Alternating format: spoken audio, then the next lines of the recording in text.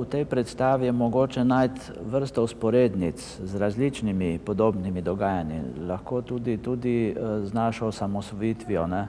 Zdaj, če gremo v ta današnji sodobni čas, ko je Vladimir Putin prišel na oblast leta 1999, so že nekaj tednov po tem dogodku začeli leteti v zrak stanovanjski bloki v Moskvi, ne. Krivdo za te atentate so seveda naprtili Čečencem in čez nekaj tednov se je začela druga čečenska vojna, ne.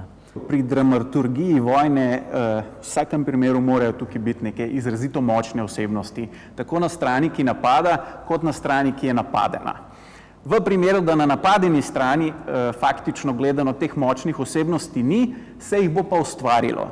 Zanimiv primer je recimo vojne v Iraku, kjer tudi na drugi strani ni bilo v resnici neke reprezentativne figure, seveda bil je Saddam Hussein, ampak v globalu, tudi v regiji, pač to ni bil več player, da se tako izrazim.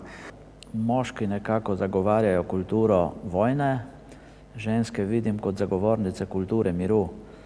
In tukaj je tudi problem današnjega sveta, da ta kultura vojne je v bistvu povsem potokla kulturo miru. Ženske zelo pogosto, če ne gre za gverilsko vojno, če ne gre za ideološko dobro utemeljeno narodno vojno, za osvobodilno vojno, ženske so zoper vojno. In to se je videlo recimo v primeru vojne v Jugoslaviji, to ni bila samo vojna med različnimi vojskami, to je bila vojna med moškimi in ženskami.